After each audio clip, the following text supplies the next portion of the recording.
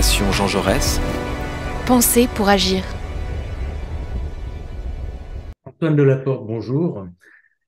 On se retrouve pour nos entretiens réguliers consacrés à l'Espagne. Je ne te présente plus, mais Antoine donc, est notre expert Espagne à la Fondation Jean Jaurès. Première question, Antoine, l'Espagne fin 2002 a connu quand même quelques soubresauts et notamment une crise institutionnelle liée notamment au blocage du renouvellement du Conseil de la magistrature, puis pendant 6 mois du tribunal constitutionnel. On avait déjà un peu évoqué la question, je crois, lors de notre précédent entretien, mais peux-tu nous rappeler l'origine de ce blocage et si cette situation critique est aujourd'hui résolue? Bonjour Alexandre. Effectivement, fin 2022, ça a été un peu le paroxysme de cette crise institutionnelle espagnole qui est une crise larvée en réalité. J'en rappelle très brièvement l'origine. Depuis 2018, donc depuis plus de 4 ans désormais, le Conseil de la magistrature est en blocage de son renouvellement. C'est-à-dire que ce conseil a été élu en 2013 pour un mandat de 5 ans, et donc ce mandat a échu il y a maintenant plus de 4 ans. Le blocage s'explique simplement. Il faut, pour élire les 20 membres de ce conseil, une majorité qualifiée des 3/5 dans chaque chambre des Cortes, donc le Congrès des députés et le Sénat, ce qui oblige les deux grands partis, le Parti socialiste et le Parti populaire, à s'entendre sur une liste de candidats. Et depuis 2018, sur la base d'un certain nombre d'arguments, la plupart fallacieux, il faut le dire comme ça, le Parti populaire bloque ce renouvellement. Il y avait eu au mois d'octobre 2022 une ouverture, celle qu'on considère un peu comme la dernière ouverture, puisque nous sommes désormais en 2023 et en année électorale, à savoir que le président du Conseil de la magistrature, Carlos Lesmes, avait remis sa démission comme une forme de coup de poing, même si c'est un coup de poing avec retard, puisque ça faisait déjà à l'époque 4 ans que son mandat a lui aussi été tombé. Le Parti socialiste et le Parti populaire avaient ouvert des négociations, et le Parti socialiste avait accepté que ces négociations ne portent pas uniquement sur les membres du Conseil de la magistrature, mais aussi sur une forme de refonte de la justice, notamment pour la dépolitiser, puisque l'Espagne a un vrai problème d'indépendance de la justice et de dépolitisation de son système judiciaire. Or, au moment où on était arrivé quasiment à un accord, le ministre de la Présidence, Félix Bolaños, qui est le négociateur en chef du gouvernement sur les questions institutionnelles, indiquait même qu'en gros, il restait juste à fixer une date pour inviter les journaux, les journalistes et signer l'accord. Le Parti populaire est revenu sur sa volonté de passer un accord parce que, c'est l'argument du Parti populaire, le Parti socialiste s'était engagé à réformer le code pénal pour supprimer le délit de sédition, et c'est le délit sur la base duquel ont été condamnés en 2019 les principaux dirigeants indépendantistes catalans, ce qui devait notamment leur permettre à ces dirigeants indépendantistes de voir une partie de leur peine commuée de facto du fait de ce qu'on appelle la rétroactivité de la loi pénale plus douce, et donc de faciliter en fait le retour des indépendantistes catalans dans le jeu politique. Depuis, le Conseil de la magistrature est donc toujours bloqué. Il est présidé par son doyen d'âge.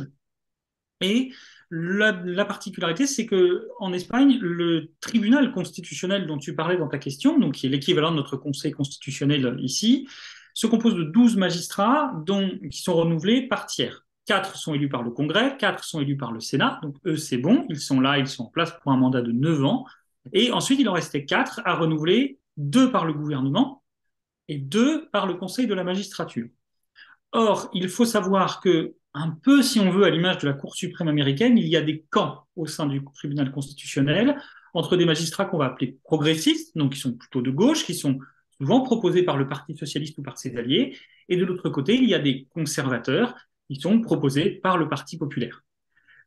Traditionnellement, la répartition, c'est chaque institution nomme autant de progressistes que de conservateurs, sauf le gouvernement, et c'est le gouvernement qui, en fait, génère la bascule de la majorité. Est-ce qu'il y a, en gros, est-ce qu'on a 7 conservateurs ou 7 progressistes? Là, c'était donc, avec ce renouvellement qui était prévu normalement pour juin 2022, il aurait dû y avoir 7 progressistes et 5 conservateurs, puisque c'est un gouvernement socialiste qui est au pouvoir aujourd'hui, un socialiste et Podemos, mais c'est Pedro Sanchez qui est le président du gouvernement et qui est socialiste.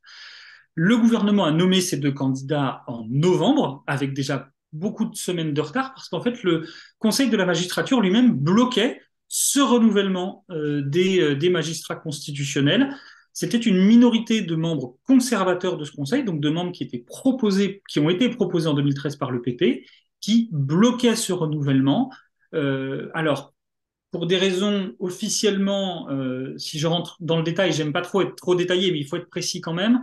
Le Conseil de la magistrature est aujourd'hui n'a plus le droit de procéder à un certain nombre de nominations, aux nominations les plus importantes, parce que ce sont des nominations sur des très longs mandats ou des nominations à vie.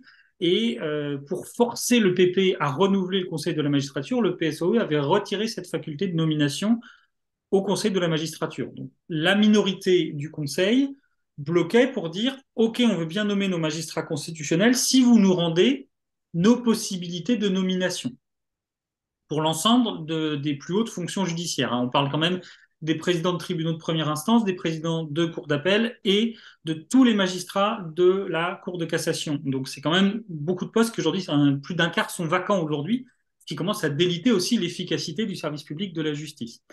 Et la raison officieuse que certains médias ont relevée, c'est qu'il y avait en fait une pression de la direction du Parti populaire envers ces membres conservateurs du Conseil pour qu'ils bloquent le renouvellement en espérant en fait quelque part le faire traîner le plus longtemps possible, voire dans le cadre d'élections anticipées qui auraient lieu au début de l'année 2023 ou des élections générales qui auront lieu à la fin de l'année, eh bien que ce soit un gouvernement PP qui arrive au pouvoir et qui renomme de magistrats conservateurs et qui maintienne cette majorité. Donc il y avait un blocage institutionnel qui était en fait dérivé de la crise politique entre les deux grands partis. Finalement, le Conseil de la magistrature s'est décidé à nommer ces deux juges. Il a nommé un conservateur et une progressiste. Il faut savoir que la progressiste qui a été nommée n'était pas la candidate des membres progressistes du Conseil. Mais les conservateurs ne voulaient pas du candidat initial parce que tout ça, on rentre vraiment dans des petites histoires quasiment personnelles, mais c'est très politique en réalité. Le candidat favori pour présider le tribunal constitutionnel, c'est un ancien procureur général qui s'appelle Cándido Conde Pumpido et c'est un grand proche du PSOE. Il a été procureur général de l'Espagne sous tous les mandats de Zapatero, c'est un proche des socialistes et le Parti populaire et les conservateurs de la magistrature ne voulaient pas que Conde Pumpido préside le tribunal constitutionnel parce qu'ils le considèrent comme quelque part soumis à Pedro Sánchez et aux socialistes. Bon, je te la fais courte. Cándido Conde Pumpido est aujourd'hui le président du tribunal constitutionnel, en dépit d'une manœuvre des conservateurs du tribunal qui ont essayé de porter un autre progressiste à la présidence du Conseil. Moralité, normalement, la règle, c'est il y a un président d'un groupe et un vice-président de l'autre groupe. Donc, il y aurait dû avoir un vice-président conservateur. Et les progressistes n'ont pas aimé toutes ces manœuvres et donc ils ont pris la présidence et la vice-présidence. Et donc, aujourd'hui, le tribunal constitutionnel est débloqué. Il a d'ailleurs adopté sa première grande décision. Il a considéré que la loi sur l'avortement, qui date de 2010, donc qui est en étude au tribunal depuis plus de 12 ans, eh bien, cette loi est conforme à la Constitution. Alors, sachant qu'elle est conforme à la Constitution dans sa rédaction de 2010, mais qu'elle a été réécrite dans les années 2014-2015. Mais de toute façon, il y a une nouvelle loi sur l'IVG qui est en cours de débat au Parlement, donc cette loi de 2010 va de fait disparaître bientôt.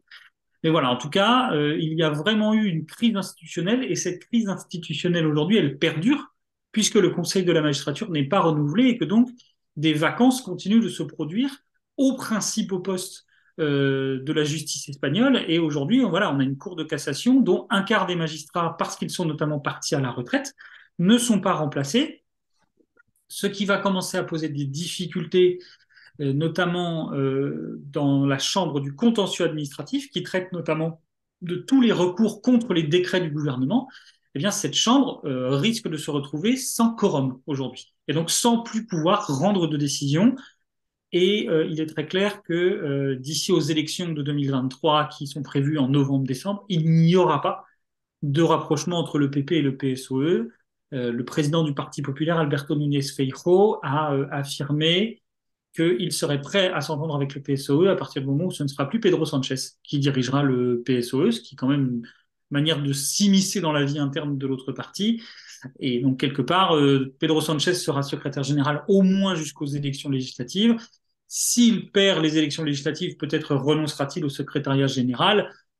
En attendant, il y est toujours, et donc il est évident que d'ici aux prochaines élections, il n'y aura pas de renouvellement, et donc que cette crise institutionnelle qui perdurera, et c'est une crise institutionnelle qui est quand même une crise démocratique majeure, puisque la Constitution avait créé ces majorités qualifiées pour permettre la rencontre entre les deux grands partis qui devaient dépasser leurs antagonismes politiques, et ils n'en sont pas capables. Et donc, ça crée vraiment une problématique démocratique qui est d'ailleurs sous la surveillance assez étroite de la Commission européenne, puisqu'évidemment, il y a des questions ensuite liées à la qualité de l'état de droit espagnol, et cette qualité est aujourd'hui totalement interrogée. Merci pour ce décryptage d'une question assez complexe et pourtant fondamentale, et donc feuilleton entre guillemets à suivre. Tu évoquais le PSOE et ses alliés, donc parlons un peu de la coalition gouvernementale de la gauche au pouvoir, PSOE et notamment Unidas Podemos, où la situation est un peu, comment dire, dégradée entre les deux, avec notamment concernant certaines lois, la loi sur le droit des animaux, la loi sur le consentement en matière de relations sexuelles, la loi sur le logement, enfin, etc. Tu développeras peut-être. Alors, est-ce que cette dégradation est liée au contexte électoral, l'année 2023 étant une année électorale importante avec les municipales et régionales au mois de mai, enfin au printemps, et les législatives que tu évoquais en fin d'année 2023? Ou alors est-ce que les désaccords sont plus profonds entre les deux principales formations de la coalition au pouvoir? En effet, Alexandre, la coalition ne passe pas par ses jours meilleurs. Je reprendrai une formule de la secrétaire générale de Podemos, Ione Belarra, qui disait récemment, la coalition va comme d'habitude, elle a sa mauvaise santé de fer. Voilà, elle n'a pas une bonne santé de fer, elle a une mauvaise santé de fer. Parce que, d'abord, on rappelle une chose, hein, ce gouvernement de coalition, c'est au niveau national le premier gouvernement de coalition depuis la Deuxième République espagnole, donc depuis plus de 80 ans, presque 90 ans même.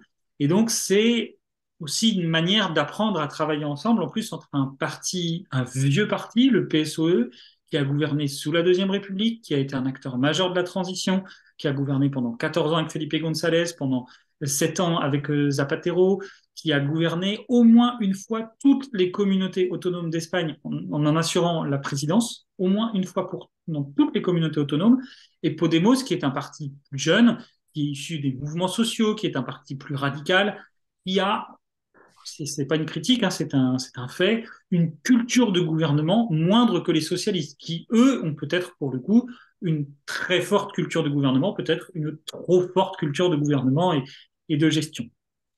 Mais là, on est arrivé effectivement à un point de tension extrêmement fort qui s'est matérialisé à cause de ce qu'on appelle la loi Oui c'est oui. Je reviens très rapidement dessus. Il y avait eu en Espagne, notamment dans les années en 2017, un viol collectif extrêmement sordide à Pamplune. Et à l'époque, la justice avait condamné ces hommes pour abus sexuels et non pas pour viol, parce que le viol répondait à une certaine définition. Notamment, il nécessitait une violence, une intimidation ou une surprise. Ce sont des débats juridiques, mais ils sont importants après dans la perspective de la discussion qu'on a. Et notamment le gouvernement sur proposition des mouvements sociaux et porté par Podemos, et notamment par la ministre de l'Égalité, Irene Montero, qui est la numéro 2 de Podemos, a voté la loi dite du oui c'est oui, c'est-à-dire que désormais l'abus sexuel n'existe plus, il n'existe plus que l'agression sexuelle.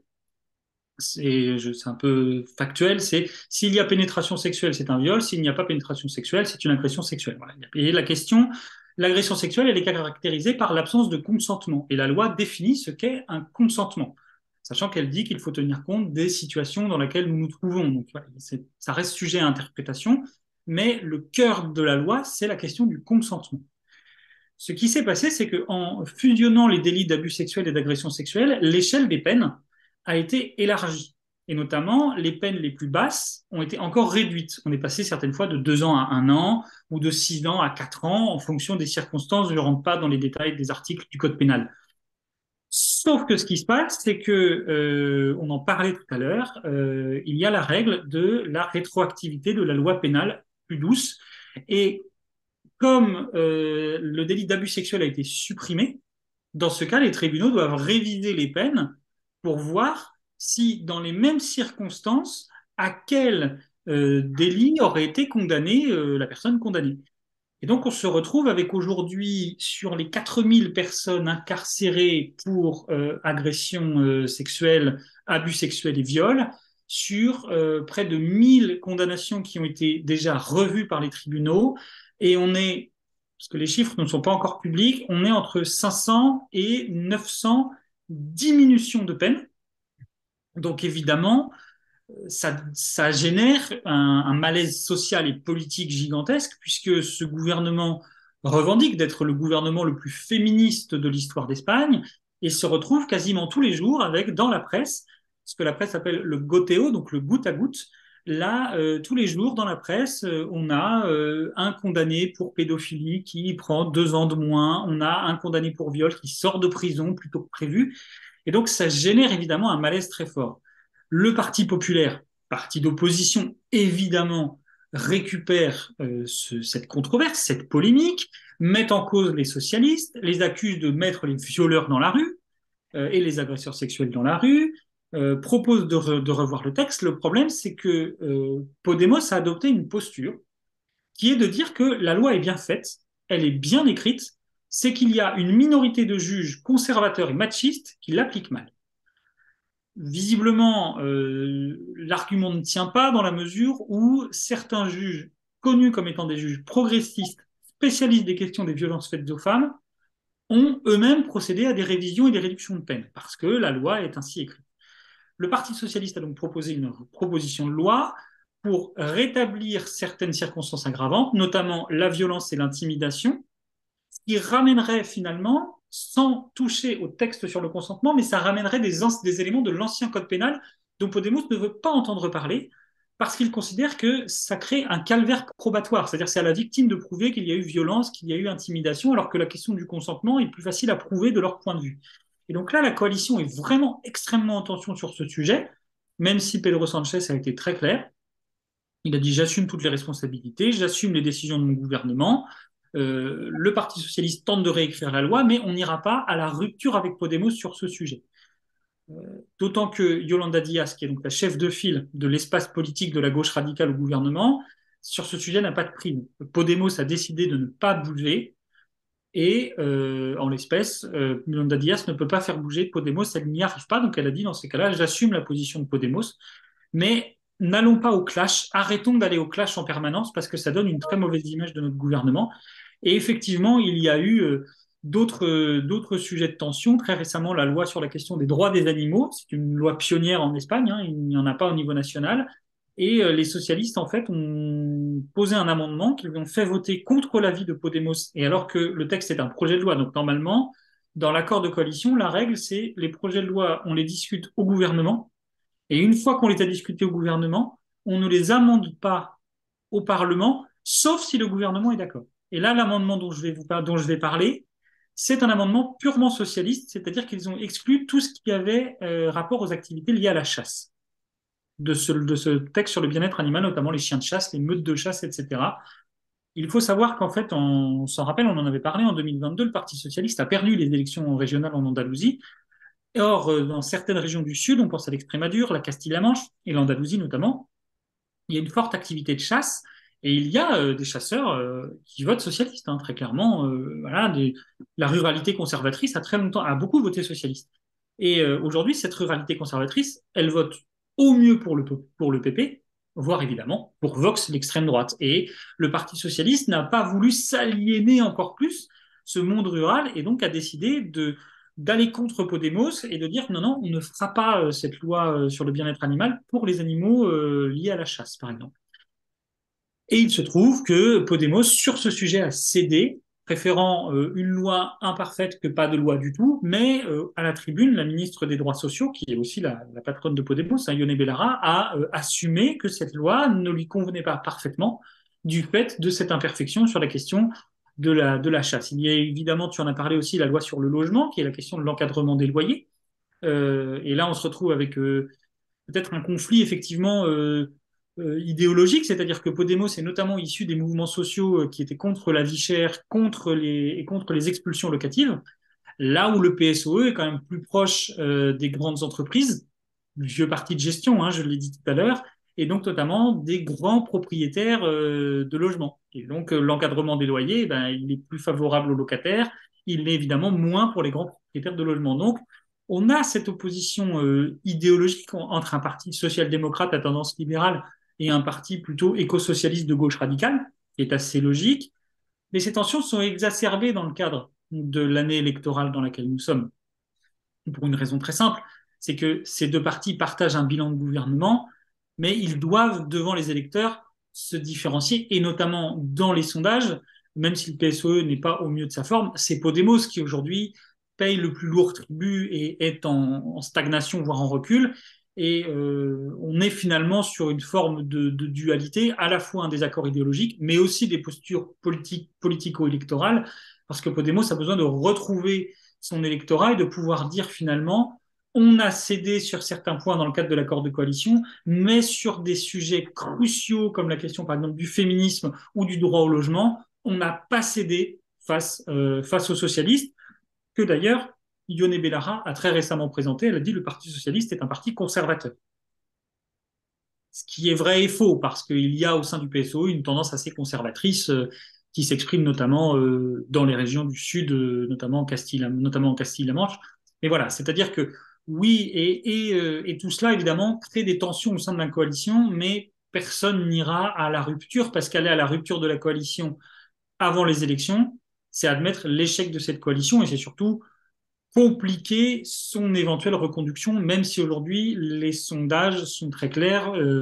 S'il y avait des élections législatives demain, il y aura une majorité absolue pour le Parti populaire et Vox. Majorité pas forcément très large, mais il n'y a pas d'option de gouvernement aujourd'hui pour la coalition, mais nous ne sommes qu'au début de cette année électorale. Merci Antoine pour à nouveau cette analyse riche.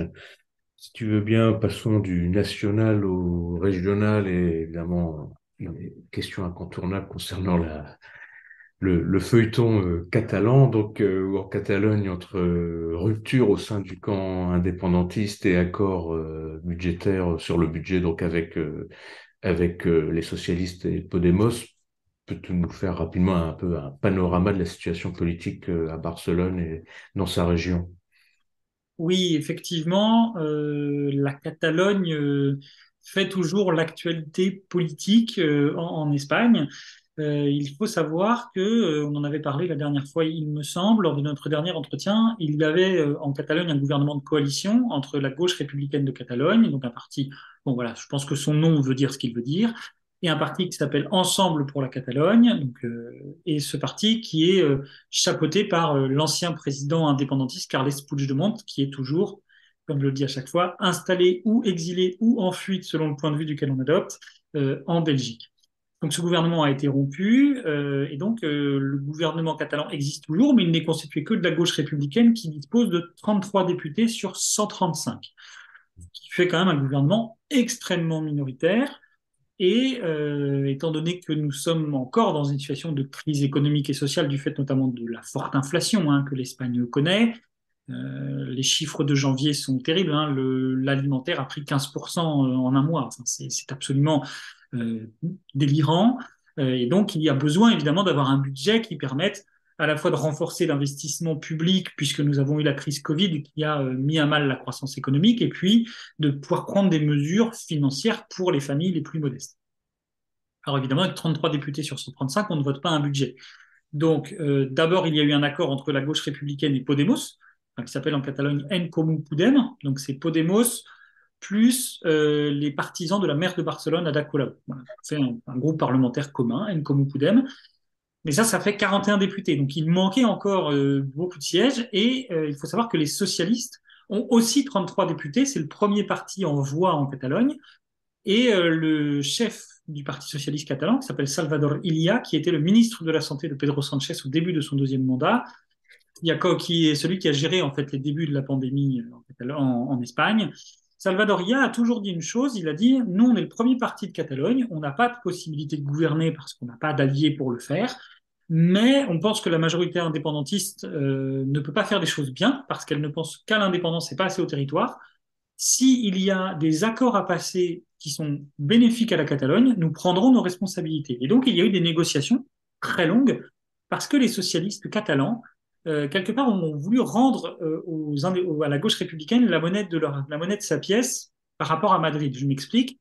Quand les socialistes espagnols négocient avec la gauche républicaine au Congrès des députés à Madrid l'adoption de lois, les indépendantistes catalans négocient des choses qui leur sont favorables, et notamment, j'en parlais tout à l'heure, la réforme du délit de sédition dans le code pénal. Ça, c'est dans le cadre d'un accord politique. Ou la grâce pour les dirigeants indépendantistes catalans, par exemple. Ça fait partie d'un accord politique. Donc les socialistes catalans ont dit, si vous voulez nos voix, vous allez devoir céder vous aussi. C'est pas toujours aux socialistes de céder à chaque fois. Et donc ils ont fait céder quand même sur 3 points assez importants. D'abord, l'agrandissement de l'aéroport de Barcelone.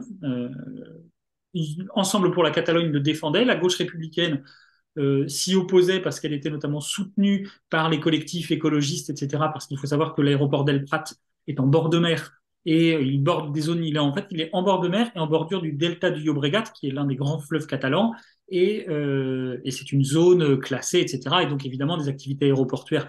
On connaît la pollution et en plus l'artificialisation des sols, c'est pas tout à fait compatible. Les socialistes ont dit non, non, non, nous, si vous voulez le vote du budget, vous soutenez. Alors, on trouve une formulation, mais vous soutenez l'agrandissement de l'aéroport. La gauche républicaine a cédé. Ensuite, les socialistes ont dit, au nord de Barcelone, on a besoin, dans le Vallès, qui est une région au nord de Barcelone, d'une route, d'une 4 voies. On y tient, c'est un engagement. Soit on finance la 4 voies, soit il n'y a pas de budget. La gauche républicaine était fondamentalement contre. Il faut bien savoir que le ministre régional, donc le conseiller aux infrastructures, et le maire de l'une des deux villes et l'ancien maire de l'une des deux villes concernées par cette 4 voies, et qu'en tant que maire, il s'y était opposé fermement. Et aujourd'hui, en tant que ministre régional des infrastructures, il devra s'occuper de la mettre en œuvre, puisqu'ils ont cédé. Et enfin, du côté de Tarragone, c'est un immense complexe de loisirs, un hard rock café, casino, machin, etc.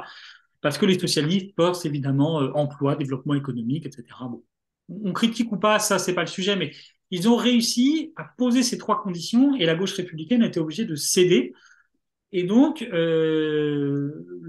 Ensemble pour la Catalogne a déposé une motion de rejet à ce projet de loi de finances, motion qui a été rejetée puisqu'il y a un accord entre socialistes, gauche républicaine et En Comú Podem. Et il faut savoir que cette majorité, c'est la même qui vote les budgets à la ville de Barcelone, par exemple. Et il faut savoir aussi que cette majorité, c'est peu ou prou, parce que En Comú Podem est un peu plus large qu'anciennement, c'est la même majorité qui a gouverné la Catalogne de 2003 à 2010, sauf que c'était les socialistes qui gouvernaient à l'époque avec d'abord l'ancien maire iconique de Barcelone, Pasqual Maragall, et puis ensuite José Montilla. Mais surtout, c'est la première fois depuis 2010 qu'il y a un accord des formations de gauche et de centre-gauche pour voter une loi de finances, un budget. C'est vraiment, les élections en Catalogne sont prévues jusqu'en 2025, mais le budget est tellement énorme dans ses dépenses que si en 2024 il n'y a pas de budget, comme en fait les budgets sont prorogés tant qu'il n'y en a pas de nouveau, aucun problème entre guillemets pour la Catalogne. Elle a un budget jusqu'à la fin de la législature.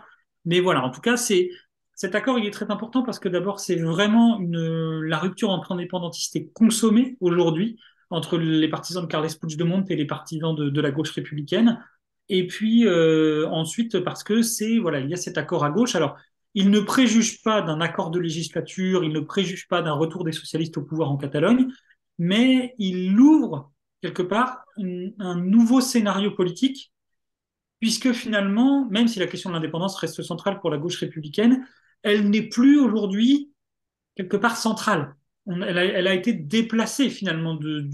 D'ailleurs, la gauche républicaine, pendant les débats budgétaires, avait son congrès et elle a bien insisté sur l'importance d'un référendum, d'indépendance, etc. Mais je rappelle qu'il y a aussi chez les indépendantistes catalans cette dualité entre Ensemble pour la Catalogne, qui considère que le référendum du 1er octobre 2017 était légal, légitime, juridiquement valide, et que donc il y a désormais un mandat populaire pour l'indépendance de la Catalogne, et la gauche républicaine qui, elle, appelle à un référendum en accord avec l'État, avec ce qu'on appelle la solution monténégrine, c'est-à-dire au moins 55% de votes pour l'indépendance, c'est ce qui s'était passé au Monténégro au début des années 2000, et au milieu des années 2000, j'ai plus la date exacte, mais peu importe. Et en tout cas, tout ça pour dire c'est-à-dire que pour la gauche républicaine de Catalogne, le référendum de 2017 n'a pas de valeur. Et donc même sur ça, il y a des désaccords profonds. Et par contre, il y a eu un petit revers, c'est-à-dire que j'expliquais tout à l'heure que le délit de sédition a été supprimé du code pénal. Le délit de détournement de fonds publics a été réécrit pour notamment pour qu'il soit surtout puni quand il y a un enrichissement personnel. Et ces deux réformes devaient permettre notamment aux principaux dirigeants indépendantistes, notamment Oriol Junqueras, qui est le président de la gauche républicaine, de voir leur inéligibilité fortement réduite et donc de revenir plus rapidement dans le jeu électoral. Et très récemment, le tribunal suprême, qui était donc celui qui les avait condamnés, a révisé les peines. C'est ce qu'on dit depuis tout à l'heure, rétroactivité de la loi pénale plus douce. Et il a considéré que eh bien, l'inéligibilité n'avait pas à être réduite, parce qu'il a fait une interprétation assez restrictive des nouveaux textes du code pénal. Et donc, pour l'information, hein, Oriol Junqueras est inéligible jusqu'en 2031. Voilà, nous sommes en 2023, donc de même, le secrétaire général d'Ensemble pour la Catalogne, Jordi Turull, également est inéligible jusqu'en 2030. Par contre, un certain nombre de dirigeants, notamment l'ancienne présidente du Parlement, Carme Forcadell, ont vu leur inéligibilité levée puisqu'eux n'avaient pas été condamnés pour le délit de sédition. Et donc, on va quand même avoir un retour d'ici 2025 des principaux dirigeants indépendantistes dans le débat politique et dans le débat électoral. Pour terminer sur la situation en Catalogne, j'évoquerai rapidement les élections municipales qui vont avoir lieu, puisque les élections régionales en Catalogne, elles ont leur propre calendrier. Par contre, les municipales en Espagne, c'est la même date dans tout le pays, partout. Et il y a donc l'enjeu de la ville de Barcelone, qui est fondamentale puisque c'est la deuxième ville du pays, c'est la capitale régionale. La maire Ada Colau, donc issue de la gauche alternative, se représente pour un troisième mandat. Elle n'est pas au meilleur de sa forme dans les sondages. Jusque récemment, les socialistes étaient bien placés pour arriver en tête, mais Ensemble pour la Catalogne a choisi de rappeler l'ancien maire de Barcelone, Xavier Trias, qui a été maire de 2011 à 2015. C'était le premier maire de droite, c'est un ancien de la Convergence démocratique, premier maire de droite depuis la fin du franquisme. De 1979 à 2011, la ville était dirigée par les socialistes uniquement. Et donc Xavier Trias, c'est vraiment... Alors, il est chez Ensemble pour la Catalogne parce que c'est le parti qui a succédé à la Convergence démocratique. C'est pas un indépendantiste forcené. Il est souverainiste éventuellement, mais c'est surtout un libéral très classique, un gestionnaire habituel. Voilà, c'est pas quelqu'un de, c'est pas un aventurier de la politique, on va dire. C'est quelqu'un de rassurant pour l'électorat. Et il est, depuis qu'il a annoncé sa candidature, Ensemble pour la Catalogne est passé de la 4e à la 1re place dans les sondages, puisqu'il remobilise, il retrouve l'électorat de droite classique, la bourgeoisie catalane, la petite bourgeoisie barcelonaise libérale. Il est rassuré par ce profil libéral, pragmatique. Et c'est intéressant aussi parce que ça veut dire que au lendemain des municipales, il y aura sans doute un débat stratégique au sein d'Ensemble pour la Catalogne, à savoir doit-on rester dans un indépendantisme forcené, mais qui est très populaire dans les terres intérieures, mais où il y a en fait peu de votants au final, ou est-ce qu'au contraire, on doit retrouver notre ancienne posture, la posture de la Convergence démocratique, un parti libéral, conservateur, pragmatique, capable de s'allier avec les socialistes, avec la gauche républicaine, avec le Parti populaire, même à une période, mais là, vu la position du PP sur la Catalogne, c'est pas possible. Mais voilà, donc il va aussi y avoir ce débat très intéressant, ce débat idéologique, il va se créer entre les partis catalans. Et puis, il y a aussi la banlieue barcelonaise, ce qu'on appelle la banlieue rouge. Hein, voilà. On connaît tous les banlieues rouges à Paris, bah, c'est le même principe. Ce sont les grandes villes, la conurbation barcelonaise, historiquement dirigée par les socialistes ou dans certains coins par ce qui est aujourd'hui Podemos, mais ce qui était avant Initiative pour la Catalogne, donc en gros communiste et puis ensuite diverses évolutions idéologiques, mais en gros gauche radicale, où la gauche républicaine veut s'implanter parce qu'elle sait qu'elle ne pourra pas devenir le parti hégémonique à gauche et le parti hégémonique en Catalogne si elle ne peut pas peser dans cette région. Hein. J'ai peur de dire une bêtise, mais il me semble que la métropole barcelonaise, c'est globalement 2 millions d'habitants sur 7 millions d'habitants en Catalogne. Donc il y a vraiment un poids démographique énorme. Et donc, par exemple, elle a fait le choix d'envoyer dans une de ses communes, la gauche républicaine, son président de groupe parlementaire à Madrid, Gabriel Rufián, qui est une figure médiatique extrêmement connue. Bon, les sondages lui donnent, globalement, le dernier sondage qui est passé lui donne 15% des voix contre 48% à la maire socialiste sortante, donc il n'y a pas trop d'enjeux. Mais en même temps, aux dernières municipales dans cette ville, la gauche républicaine faisait 9%. Donc, c'est-à-dire que il y a aussi l'idée de la gauche républicaine de venir s'implanter d'un point de vue municipal, ce que le Parti socialiste en fait avait fait pendant des années, jusqu'à pouvoir en 2003 accéder à la présidence de la communauté autonome de Catalogne. Merci Antoine. De toute façon, je pense qu'on poursuivra l'analyse sur la Catalogne lors de notre prochain entretien. Il se passe beaucoup de choses en Catalogne. Euh, Restons au niveau régional et déplaçons-nous à l'ouest, en Castille et Léon, où depuis un an à peu près, le PP, le Parti populaire, donc la droite espagnole, gouverne avec Vox, l'extrême droite espagnole. La région traditionnellement conservatrice de droite, donc, mais donc en coalition avec Vox depuis un an, ne peut-on pour autant considérer cette région comme un peu, entre guillemets, le laboratoire de la guerre culturelle que mène Vox en Espagne, donc là au niveau national. Tout à fait. Très rapidement, hein, je rappelle, la Castille et Léon, c'est la région Valladolid, Léon, Salamanque. Voilà, c'est cette région euh, qui est au nord de Madrid.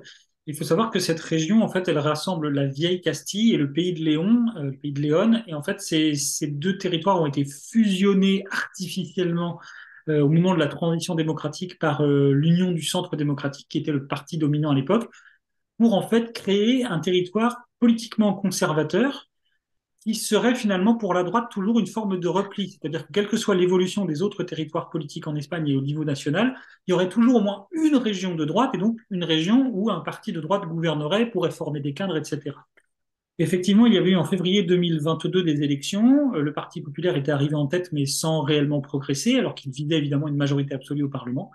Et pour se maintenir au pouvoir, il ne pouvait compter que sur le soutien de Vox, et Vox avait posé comme condition à son soutien d'entrer au gouvernement.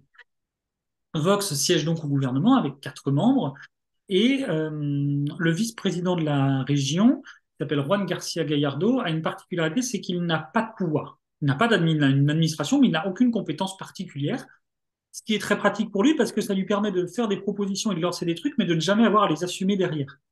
Et récemment, effectivement, au sortir d'une réunion du gouvernement, García Gallardo annonce qu'il y aura un nouveau protocole en matière d'interruption volontaire de grossesse. Alors, j'explique une chose. La loi sur l'IVG est nationale, les décrets d'application sont nationaux, mais ensuite, les systèmes de santé sont gérés par les régions. Donc, les régions sont chargées de la mise en œuvre concrète de la loi, puisque c'est dans un établissement de santé que sont pratiquées les IVG. Ce protocole est inspiré par ce qui se fait dans la Hongrie de Viktor Orban, à savoir que quand une femme demande l'IVG, les médecins seraient tenus de lui proposer soit une échographie en 4D, soit d'écouter les battements du cœur de son bébé. Alors, la femme ne serait pas obligée d'accepter la demande. Les médecins ne sont pas obligés de faire ce que je dis. Par contre, les médecins seraient obligés de le proposer. Évidemment, ça a généré une polémique gigantesque au niveau national, surtout avec un gouvernement de gauche qui est en train de faire voter une nouvelle loi sur l'IVG, gouvernement qui revendique encore une fois une posture extrêmement féministe. Et donc Pedro Sanchez a sauté sur l'occasion parce que ça lui permettait en plus de rejeter le Parti populaire dans les bras de l'extrême droite et donc de dire à l'électorat modéré qui aujourd'hui est tenté par le PP, bah, vous voyez, si vous votez pour le PP, en fait, derrière, c'est Vox qui gouverne et c'est l'ultra-conservatisme social.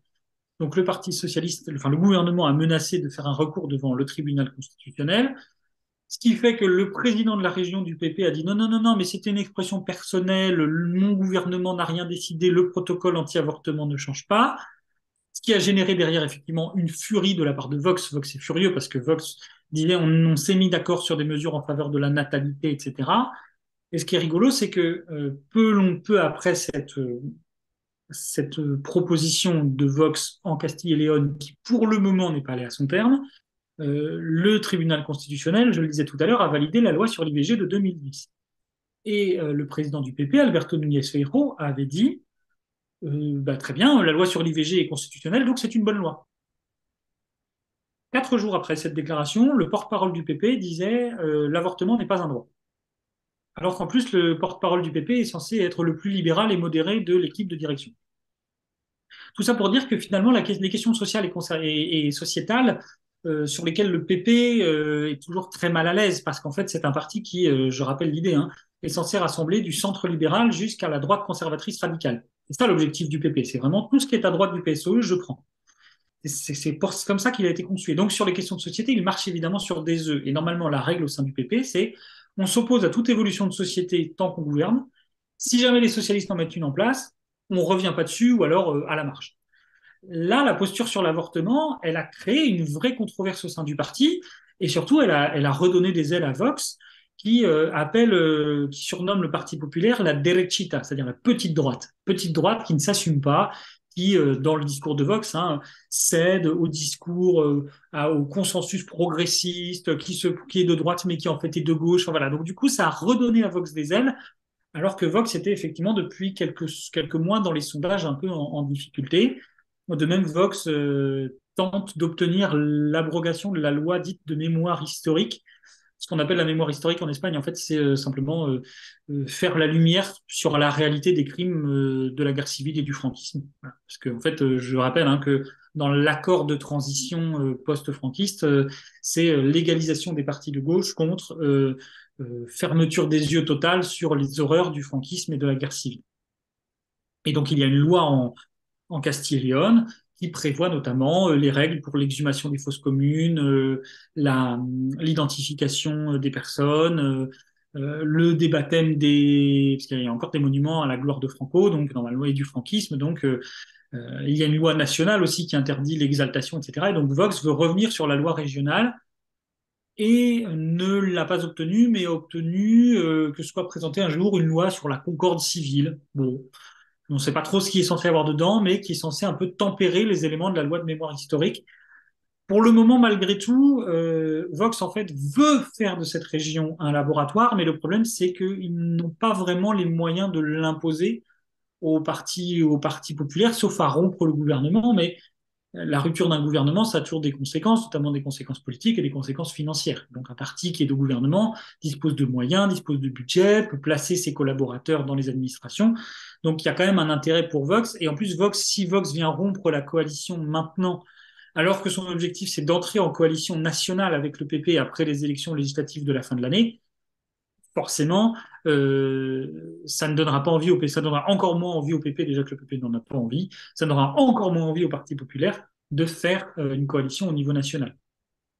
Donc, Vox veut faire un laboratoire culturel de cette guerre, de ce qu'il appelle la guerre culturelle, mais pour le moment, le PP limite ses ardeurs, mais les outrances verbales sont là et les décisions ultra-conservatrices et les propositions très très conservatrices en tout cas sont également bien présentes. Merci Antoine. Si tu veux bien, pour la dernière question, passons du niveau régional au niveau international. La politique internationale a en effet dominé, en tous les cas, fortement occupé l'agenda politique en Espagne ces derniers temps, avec le sommet de l'OTAN à Madrid, le congrès de l'Internationale socialiste également à Madrid, où d'ailleurs, même si ça concerne, c'est plus restreint, mais Pedro Sánchez est devenu président de l'Internationale socialiste, ce qui peut avoir des conséquences sur cette organisation qui était un peu moribonde. Le réchauffement des relations politico-diplomatiques entre Madrid et Rabat, avec tous ces éléments et d'autres que que tu aborderas peut-être, enfin de cela, quelle place occupe aujourd'hui l'Espagne au niveau aussi bien européen qu'international? Effectivement, l'Espagne a retrouvé a pris une place importante sur la scène internationale ces derniers mois, ces dernières années. Il y a d'abord, tu l'évoquais, effectivement, le réchauffement hispano-marocain qui se traduit notamment, Pedro Sánchez était à Rabat au cours du mois de janvier pour la réunion, ce qu'on appelle la réunion de haut niveau, alors où il a été reçu par le Premier ministre marocain, mais pas par le roi. Le roi était en villégiature au Gabon et il a appelé Pedro Sánchez, mais il ne l'a pas reçu, ce qui a évidemment généré en Espagne une controverse très forte, puisque il ne faut pas oublier que le Parti socialiste a fait un virage à 180 degrés sur sa position quant au Sahara occidental, puisqu'il soutient désormais la proposition marocaine d'une autonomie interne au Sahara occidental au sein du royaume marocain, et non plus la tenue d'un référendum d'indépendance d'un référendum d'autodétermination, comme le réclament les Nations Unies. Il faut savoir que le PSOE, d'ailleurs, a pris un virage, hein, vraiment de manière générale sur la question marocaine, puisque, par exemple, au Parlement européen, il a refusé de voter une résolution qui condamnait les atteintes du Maroc à la liberté d'expression, au nom du fait que le Maroc a progressé dans cette voie. Et je ne peux pas m'empêcher, et je ne parle absolument pas de corruption, mais sur l'évolution des discours, de penser un peu au Qatargate, où finalement, au Parlement européen, certains dénonçaient les pratiques qataries pour 6 mois plus tard revendiquer que le Qatar faisait des progrès. Mais là, pas question d'argent ou de corruption, c'est vraiment une posture politique de la part du PSOE. Une posture qui va même très loin, puisque récemment, Unidas Podemos a proposé une proposition de loi au Congrès des députés pour que les Sahraouis qui sont nés sous la colonisation espagnole puissent opter à la nationalité espagnole via le processus de naturalisation. Et le Parti socialiste a voté contre, officiellement parce que pour lui, il faudrait le faire pour l'ensemble des colonies et pas seulement pour les Sahraouis, mais le message est quand même, c'est un vote contre, c'est pas une abstention. Et surtout, il a été le seul à voter contre cette proposition de loi. C'est-à-dire que Podemos l'a proposé de la voter, le Parti populaire l'a voté, Ciudadanos l'a voté, Vox s'est abstenu, mais bon, Vox, les étrangers, la naturalisation, bon, à la limite, il y a une forme de cohérence, mais là, le PSOE a vraiment fait un choix qui est d'envoyer des messages au Maroc, quitte à avoir des postures qui sont un peu contraires à des années et des années d'engagement. Donc, tout ça pour espérer notamment obtenir la normalisation des relations autour des esclaves espagnols de Ceuta et de Melilla, qu'il n'obtient pas pour le moment. Il y a des réunions et des discussions sur éventuellement une réouverture de la douane marocaine vers Ceuta et Melilla, parce qu'aujourd'hui, cette douane est fermée. Donc, le seul moyen de faire venir des biens et des personnes, c'est vraiment de passer par le bateau ou par l'avion. Mais on ne peut plus passer par la terre. Et évidemment, la question aussi de la gestion de l'immigration illégale, puisqu'il y a régulièrement des tentatives de migrants d'entrer sur le sol espagnol, qui est en fait le sol européen, hein, qui est le seul sol européen en Afrique, hein, Ceuta et Melilla. Et c'est aussi, les Marocains ont parfois un peu cette tactique, quand ils veulent faire pression sur l'Espagne, les gardes-frontières marocains regardent ailleurs, pendant que les migrants courent vers la frontière, ils regardent ailleurs et ils laissent passer les migrants, qui sont notamment des migrants africains, hein, évidemment, et ce qui est assez cynique, on est bien d'accord sur la question voilà, de la migration humaine, et voilà. Mais voilà, en tout cas, les relations se réchauffent. Évidemment, elles se sont beaucoup refroidies avec l'Algérie, on en avait parlé la dernière fois. Et récemment, d'ailleurs, hein, le gouvernement espagnol a reconnu devant les entrepreneurs espagnols que, ils n'avaient pas forcément bien mesuré les conséquences sur les relations algériennes de son rapprochement avec le Maroc, avec cette évolution vraiment très forte. Comme tu l'as dit, il y a eu également donc, le sommet de l'OTAN à Madrid. Ça a été un grand moment pour Pedro Sanchez. Il y a notamment une photo qui est graphiquement très jolie au musée du Prado, où tous les chefs de gouvernement et leurs conjoints et conjointes sont en photo autour du tableau des Ménines. Et qui a vraiment, c'est une des particularités que Pedro Sanchez a adopté pour ses sommets internationaux. Il fait visiter les musées. Et par exemple, récemment, il y a eu le sommet franco-espagnol à Barcelone. Pedro Sanchez a fait le choix de l'organiser à Barcelone pour montrer la normalisation de la situation en Catalogne, ce qui a donné lieu d'ailleurs à une scène assez cocasse où le président de la Généralité de Catalogne, Pere Aragonès, donc de la gauche républicaine, était présent pour accueillir Sanchez et Emmanuel Macron, pendant que la gauche républicaine de Catalogne manifestait contre la tenue de ce sommet. Et donc Pere Aragonès en fait a serré la main des deux chefs d'État et il est parti parce que ça lui a permis d'éviter d'entendre les hymnes nationaux. Et donc, il a pu à la fois dire j'ai joué mon rôle de chef de gouvernement, mais j'ai aussi respecté les consignes de mon parti. Bon, ça a créé une petite controverse, mais pas dramatique. Et donc, ils ont visité le musée Picasso de Barcelone, si je ne dis pas de bêtises. Mais voilà, c'est un peu une des pratiques de Pedro Sanchez de mettre en avant la culture espagnole, l'histoire culturelle de son pays. Ce sommet de l'OTAN a été une vraie réussite diplomatique pour Pedro Sanchez. Ça lui a donné un peu une bouffée d'air, hein, parce que voilà, la situation politique intérieure, on en a beaucoup parlé pendant cet entretien, est très complexe. Il y a eu le congrès de l'Internationale socialiste, où Pedro Sanchez a effectivement été élu président de l'Internationale socialiste.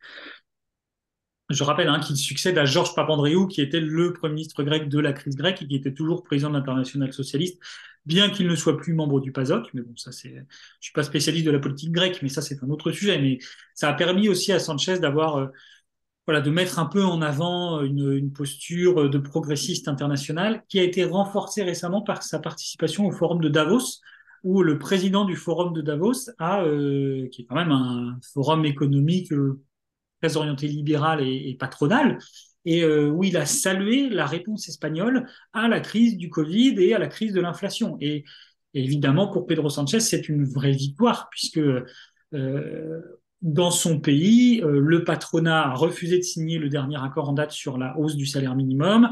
La droite le décrit comme un espèce de... À lui tout seul, il est les quatre cavaliers de l'apocalypse économique, que le pays serait au bord du gouffre et de l'effondrement, alors que la croissance économique espagnole est quand même supérieure à 5%, que l'inflation, alors j'en ai parlé tout à l'heure, mais l'inflation générale est quand même la plus basse de la zone euro et plus basse que celle de la France, qui à un moment la France se targuait d'avoir la plus basse, l'Espagne est redescendue en dessous. Euh, une réforme du droit du travail qui a fait exploser les compteurs en termes de contrats à durée indéterminée. Hein. Plus de 50% des contrats signés aujourd'hui sont des contrats à durée indéterminée. Avant, on était sur 15 à 20%. La hausse du salaire minimum qui aujourd'hui est à 1080 euros. Il faut savoir que depuis que Pedro Sanchez gouverne, le salaire minimum, donc depuis 2018, le salaire minimum a augmenté de 47% en Espagne. C'est quelque chose, c'est inédit dans l'histoire de la démocratie espagnole. Alors c'est 1080 euros brut pour être précis, mais voilà, c'est quelque chose de... Le salaire minimum se rapproche des 60% du salaire médian espagnol et donc de l'objectif de la Charte sociale européenne. Donc voilà, finalement, il y a quand même eu ces bonnes séquences internationales pour Pedro Sanchez qui lui permettent vraiment de replacer l'Espagne sur la carte du monde. Il faut quand même reconnaître des fois ça tient un peu de choses, mais Pedro Sanchez parle parfaitement anglais. Et mine de rien, pour passer dans les congrès internationaux, dans les médias internationaux, il est surnommé dans certains médias américains Mr. Handsome, donc Monsieur Beau Gosse, parce qu'en plus c'est quelqu'un effectivement d'assez charismatique, très grand, voilà. Donc en plus il joue de ce charisme et de cette capacité à parler anglais de manière très fluide pour aussi peser. Et c'est vrai que face à un Mariano Rajoy qui était toujours accompagné d'un interprète, qui était quelqu'un de beaucoup plus terne, etc. Il a remis l'Espagne un peu sur la place internationale. Maintenant, c'est une place un peu au coup par coup. C'est pas une personnalité non plus à la Felipe González ou à la Zapatero qui brillait vraiment sur la scène internationale de par certaines postures. Là, on est vraiment, c'est des moments un peu au coup par coup, mais il n'empêche que l'Espagne aujourd'hui existe sur la scène internationale et je repense au Forum de Davos. Cette prise de position du président du Forum de Davos est d'autant plus utile aux socialistes espagnols que la droite médiatique et politique lui reproche de gouverner avec des radicaux extrémistes. Et donc, il peut dire bah, peut-être, mais en attendant, les structures les plus libérales, le FMI, la Banque mondiale et le Forum de Davos valident nos politiques, qui sont pourtant des politiques effectivement très keynésiennes et très interventionnistes. Hein. Enfin, le poids de l'Espagne a été très fort pour obtenir le plan de relance européen post-Covid. Voilà, je veux dire, l'inflation, enfin, l'Espagne a imposé un prix maximum du gaz sur les marchés de gros. Voilà, c'est-à-dire qu'il y a quand même eu des mesures qui sont très interventionnistes, mais qui sont saluées parce que l'Espagne aujourd'hui, économiquement, on va dire, s'en sort. Et donc aujourd'hui, elle est désormais en train de travailler, de réfléchir sur la question de la souveraineté industrielle, la question de la souveraineté économique via le plan de relance européen, la question de l'autonomie énergétique. Et donc il y a vraiment aujourd'hui une réflexion en Espagne de ce point de vue-là. Voilà, c'est un peu aujourd'hui, l'Espagne est revenue vraiment sur la carte du monde après, à voir ce qui se fera ensuite. Antoine, merci pour ce large et riche tour d'horizon concernant l'Espagne, hein, du régional au national et à l'international. Encore merci et puis évidemment à bientôt pour d'autres analyses. Merci à toi, Alexandre. À très bientôt. Au revoir.